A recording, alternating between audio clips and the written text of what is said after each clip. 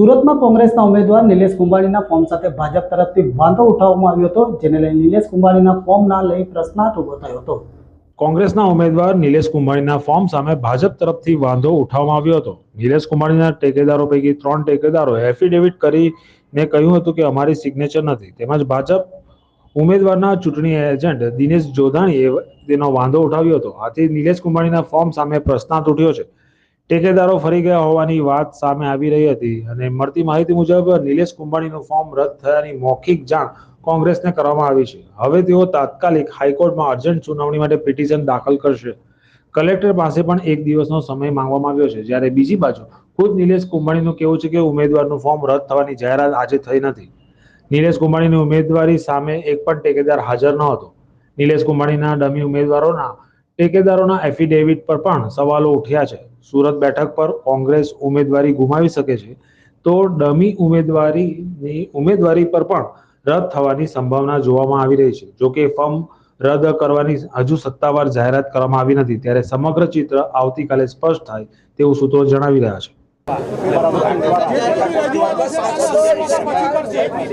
Document ઘટતા છે અમારા વકીલ દ્વારા કાલે 11 વાગ્યા સુધીનો ટાઈમ આપ્યો છે। કાલે 11 વાગ્યા સુધીમાં ડોક્યુમેન્ટ પૂરા કરી આ વખતે ચૂંટણી 100% જીતવાની છે। કોઈ બે મત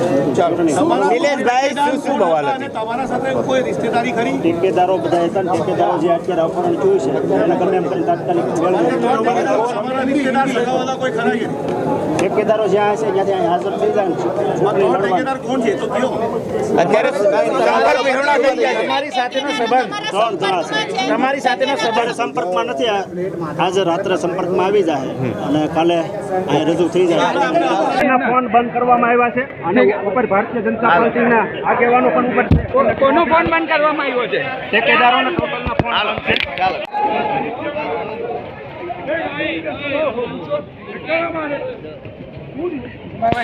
નિલેશભાઈ શું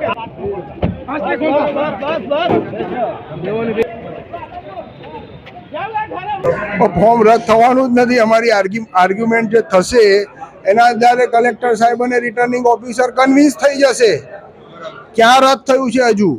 અચ્છા, તો ટેકેદારોની પરિસ્થિતિમાં જે ફોર્મ ભરવાની સહીની બધામાં મુદ્દો જે વિવાદ આવ્યો એને તમે કઈ રીતે? કોઈ વિવાદ નથી। ભારતીય જનતા પાર્ટી દ્વારા અરજી કરવામાં આવી છે, વાંધો લેવામાં આવ્યો છે અને કહેવામાં આવ્યું છે કે આ ટેકેદારોની સહી જે છે તે ખોટી છે। ત્યાર પછી ટેકેદારો ક્યાંકથી પ્રકટ થયા અને એમણે એફિડેવિટ કરી કે અમારી સહી નથી। આવો બધો આખો કિસ્સો છે। ત્યારબાદ સાહેબે અમને નોટિસ આપી। નિલેશ કુંભાણી સાહેબ તરફથી હું હાજર થયો વકીલ તરીકે અને 4 વાગે મેં સાહેબને કહ્યું કે અમને વિગતવાર આર્ગ્યુમેન્ટ કરવા અને રજૂઆત કરવાનો કાલ સુધીનો સમય આપો। સાહેબે અમારી વાત માની અને કાલ સવારે 9 વાગ્યાનો સમય આપી। ઇન્ડિયા ગઠબંધનના કોંગ્રેસ પક્ષના ઉમેદવાર નિલેશભાઈ કુંભાણીના ટેકેદારોનું અપહરણ થયું છે અને ધોળા દિવસે ખુલ્લેઆમ ચૂંટણીના દિવસમાં એવી બધાની તાકાત વધી ગઈ કે અપહરણ કરી લીધું ટેકેદારોનું। સવારથી આજે ગાયબ છે।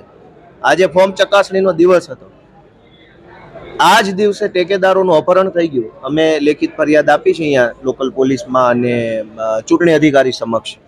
ચૂંટણી અધિકારી એની તપાસ કરે, પોલીસ એની તપાસ કરે, કોણે અપહરણ કર્યું, શા માટે અપહરણ કર્યું, કોના કહેવાથી અપહરણ કર્યું, આ અપહરણ કરવા પાછળ એમનો શું બદઇરાદો હતો, આ બધી તપાસ થવી જોઈએ। અને જો ખરેખર સાચી તપાસ થશે, ભાજપ પ્રેરિત નહીં કાયદા પ્રેરિત તપાસ કરવામાં આવશે તો સત્ય સામે આવશે અને જો ભાજપ પ્રેરિત તપાસ થશે તો અસત્ય સામે આવશે। ક્વેરી કોને કાઢીને કઈ રીતનું? ભાજપ વાળાએ ક્વેરી કાઢી, ધંધો એનો જ આ છે।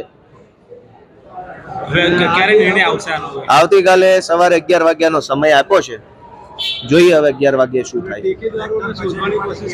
એ અમે તો કરીએ છીએ, પણ અપહરણ કર્યું છે એટલે હવે તો પોલીસ જ શોધી શકશે કે અપહરણ કોણે કર્યું। ટેકનિકલ સર્વેલન્સ કરવામાં આવે, એમના પાછલા 10-5 દિવસોની તપાસ કરવામાં આવે, કોણે અપહરણ કર્યું છે પોલીસ તપાસ કરે। ચૂંટણી અધિકારીને કીધું છે, ચૂંટણી અધિકારી કાયદા સંમત તપાસ કરે, ભાજપથી બીયા વગર, ભાજપનો ડર રાખ્યા વગર તપાસ કરે એવી આશા છે।